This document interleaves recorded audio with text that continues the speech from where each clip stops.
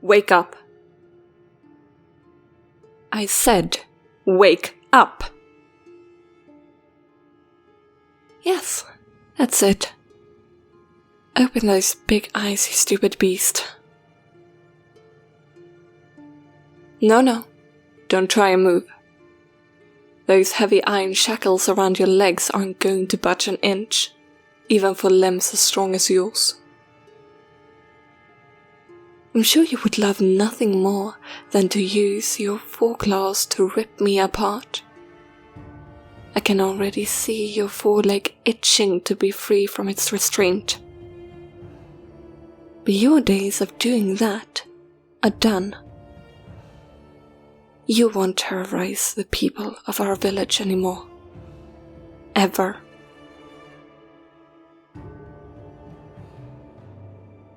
Here, let me kneel down so I can look into that hideous face of yours properly. Your hungry jaws are probably already drooling under the muscle I snapped onto them, aren't they? Try to ignore your beastly appetite for one moment and focus on this cloth dangling from my hand. Does it look familiar?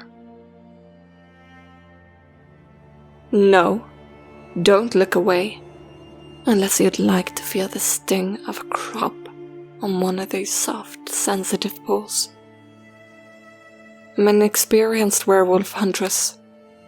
I know all manners of methods to force beasts like you to be compliant, and most of them are quite unpleasant. So, returning to my question, I don't expect you to answer with words, of course, but I know from experience that you werewolves understand our language.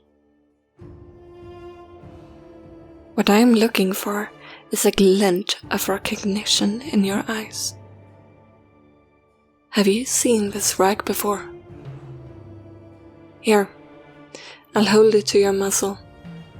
Take a good whiff. It was a shirt once. I know it's difficult to tell now that it's been practically torn to ribbons, but it was a shirt. Perhaps you've seen it before, during one of your pack's savage attacks on our home. Belonged to a friend of mine. I know the concept of friend is a foreign one to monsters like yourself. The only relationship you understand is the one between predator and prey. So I'll explain. A friend is a companion you enjoy the company of, someone you care for. And I cared for this particular friend quite a lot. We were close. So you can imagine how I felt when I heard you creatures attacked in the eastern quarters, so near their home. Perhaps you could imagine, if you were capable of feeling any emotion but mindless hunger. We beat you back in the end, of course. Human intellect always prevails over brainless brute strength. But not before you took your usual share of innocent flesh and blood. I can still hear the screams, see the unturned carts laying in the streets, smell the acrid scent of sweat in the air. And most vividly of all, I recall running into my friend's home and finding this torn up, blood-stained rag to be all that remained of them.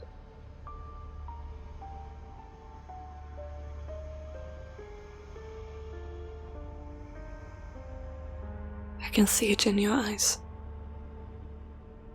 Something about this is familiar to you. You were there when they were taken, weren't you? I suspected as much. Witnesses told me the attacking pack had black fur shot through with silver streaks. just like yours.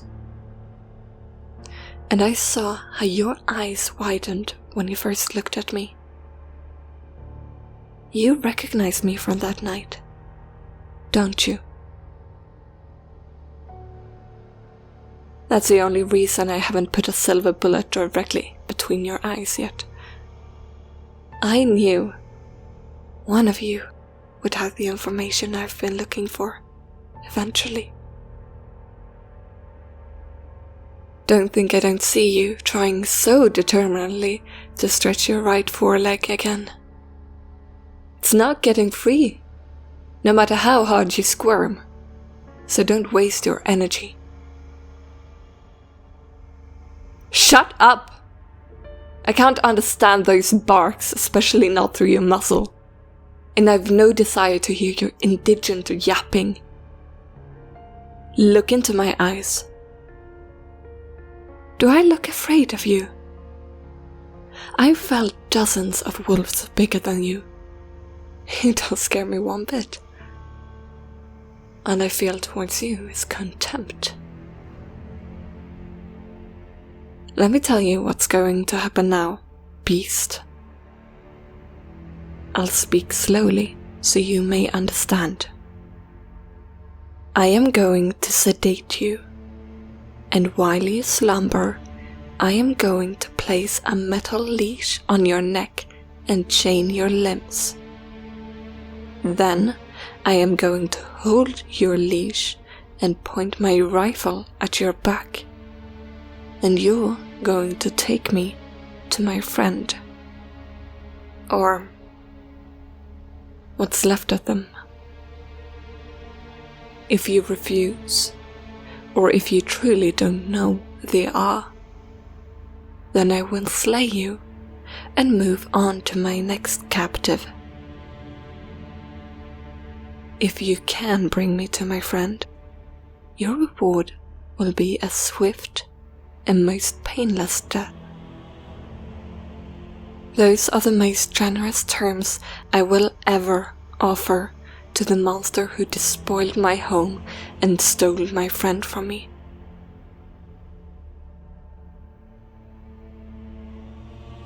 I said, stop those awful growls. I can't stand to hear thee. Wait. What is that? On your cheek? Is that...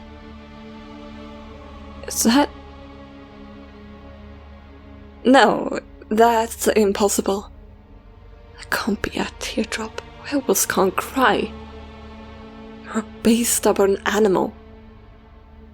They always stay defiant until the end. They never show fear or sadness. I know very well how you beasts work. But I see another streaking down your cheek. How's that possible? I haven't inflicted any physical pain on you yet. That isn't just some visceral reaction.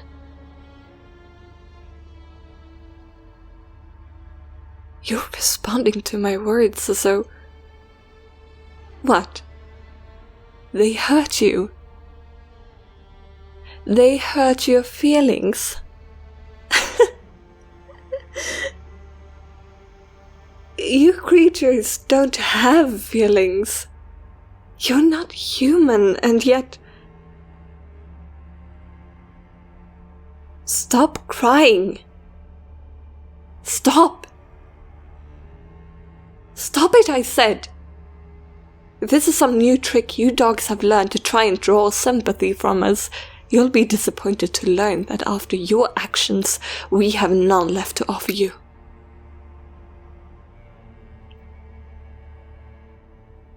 I said stop barking! I can't understand you anyway. This makes no difference.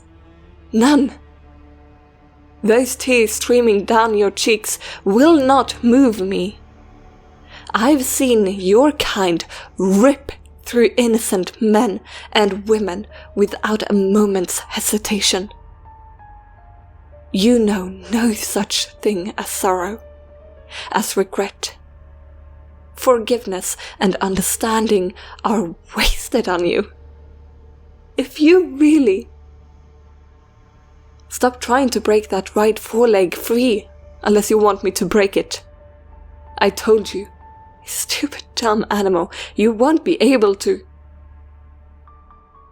Wait. What's that? A thing clenching on your paw. Didn't even notice it was so well hidden beneath that thick matted black fur, but there's something there. Something yellow? Or golden? What is that? Hold still. Let me take a closer look.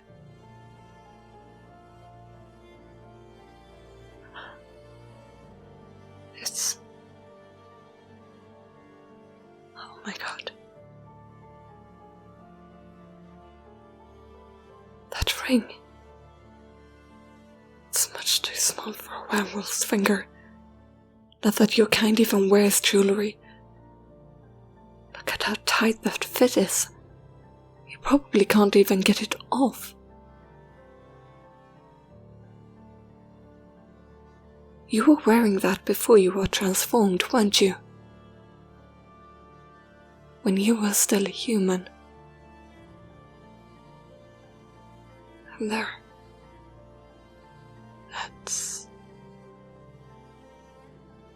That's the inscription. Just as I had it etched. But it's impossible. Do you know who that ring belongs to? Do you? I need to ask you another question. Yep, let me remove this muzzle. I am going to ask you for a number, and I want you to bark that many times. Do you understand? Good. Please, stop crying. Just answer me, please. It was their birthday. The day I gifted them that ring, I mean. It was meant as a token of our friendship. I'd saved the coin for it from nearly 3 weeks of pay doing odd jobs for Miss Arlene. That was years ago. It's not true gold, but it was all I could afford. They always loved my gifts, not for their opulence, but for the love with which I chose them. That day, we had a picnic in the sandy banks of the stream west of here. Just them and I. I can still remember how the honey wine I'd snuck from my mother's liquor shelves tasted. It was the first time I'd ever drank. Their first time as well, I think they said. We skipped stones in the lake. How many skips did their stone take before it sank? Yes. Oh yes. It is you. Oh my god. I remember how I teased you about making so few skips afterwards. And you told me I had the stronger arms, but you had the stronger legs. And then we raced and I beat you again. And we both just sat down, both exhausted on an amber sandbar, in the shade of a tall willow, laughing with one another. Oh my god. I can't believe you're alive. I was so frightened to think of what might have happened to you after they came. I spent so many nights sharpening my knife, honing my aim with my crossbow and my rifle, trying to commit maps of every inch of the forest to memory. I was willing to search wherever it took, if there was even a slightest hope of bringing you home. How did this happen? One of them must have bitten you. Oh my. I can't imagine what it must have felt like becoming one of them. And then to wake to see me here, threatening you, ready to hurt you so cruelly, and to be unable to speak to me and explain everything. No wonder you shed tears. I'm so sorry. If I had only known. Let me slip these shackles off now.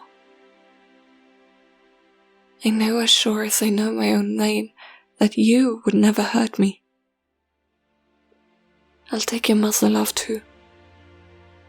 There we go. Isn't that better?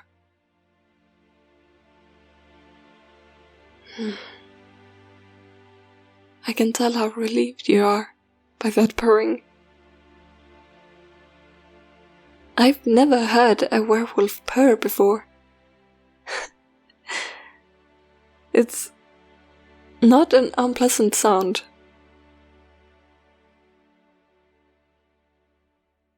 Here, I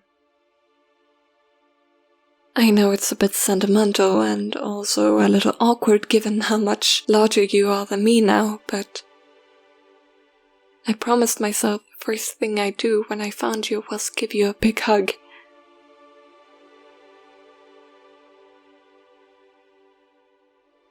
That was nice. Even with all that fur and those massive shoulders of yours that I can't quite get my arms around. You were huge. Can you imagine I used to be taller than you? Oh, but it is good to see you again, my friend. Only, we can't just leave you here like this. Someone will find you. Someone else will come and they won't understand. They'll see what you've become and think you're a monster. I need to get you somewhere safe. You'll come with me for now. There has to be a way to reverse a curse. I know they say it's permanent, that a werewolf can never be turned back into a human. But there has to be a way. I'll find one. Bring you back. I promise. No matter how long it takes. Until then, you'll stay in my basement, and I'll bring you leftovers from dinner for you. I'll bring you some other things too. Perhaps some hay from the stables to sleep on, and a basin to bathe in. It won't be so bad. I promise. Does that sound alright to you? You may nod or shake your head to respond, if you like. Good.